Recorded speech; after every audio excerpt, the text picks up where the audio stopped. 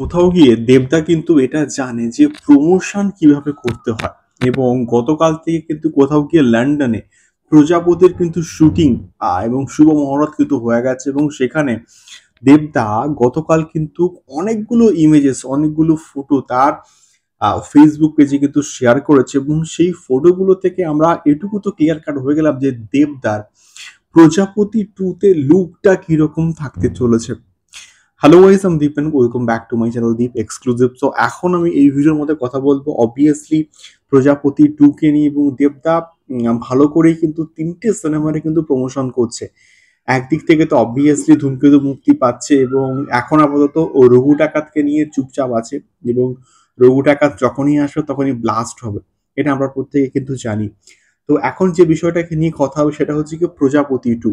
তো বেঙ্গল টকিজ এবং অভিজিৎ সেনের প্রজাপতি 2 কিন্তু আসছে এবং ক্রিসমাসে কিন্তু মুক্তি পাবে এবং লন্ডনে কিন্তু পুরো টিম কিন্তু উড়ে গেছে এবং লন্ডনে প্রজাপতি 2 এর শুটিং বা শুভ মহরত কিন্তু গতকাল কিন্তু হয়ে গেছে এবং সেখানে আমরা মিঠুন তাকে কিন্তু কোথাও গিয়ে দেখতে পাচ্ছি, মিঠুন চক্রবর্তী এবং দেবদা একসঙ্গে দাঁড়িয়ে আছে, স্ক্রিন শেয়ার করছে এবং সেখানে ওই শুভ মহরত কিন্তু হচ্ছে, নারকেল টারকেলকে কিন্তু ভাঙা হচ্ছে সেই দৃশ্য।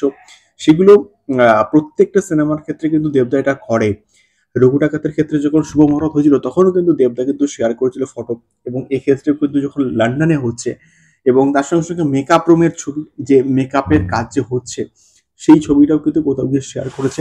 মোটামুটি ভাবে দেবদার প্রজাপতি 2 তে এইরকম কাইন্ড অফ একটা লুকই থাকবে, এটা আমরা কিন্তু মোটামুটি জেনে গেলাম।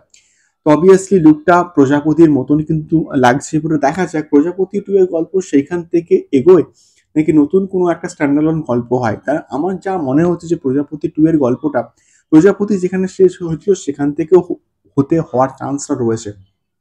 এবারে দেখা যাক যে নতুন যে স্টার কাস্টিং এর মধ্যে আছে এবং যার নাম আমরা পাচ্ছি জ্যোতির্ময় কুণ্ডু, এরপর সে সেইখানে প্রেজেন্ট আছে কিনি এটাই কিন্তু দেখার মতো বিষয়। বাট স্টিল মানে মিঠুন চক্রবর্তী এবং দেবদা এবং পুরো কাস্ট অ্যান্ড ক্রিউ কিন্তু ওখানে আছে এবং ওখান থেকে কিন্তু গতকাল থেকে কিন্তু অবভিয়াসলি প্রজাপতি 2 এর শুটিং কিন্তু শুরু হয়ে গেছে এবং অবভিয়াসলি দেবদার লুকটা ব্যাপক লাগছে দেখতে।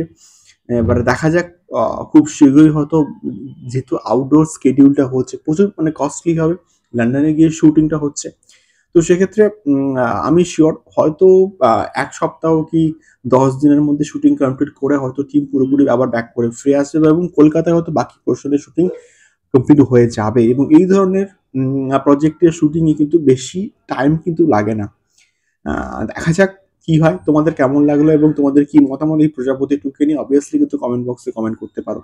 দেখা হচ্ছে পরবর্তী ভিডিওতে। টাটা।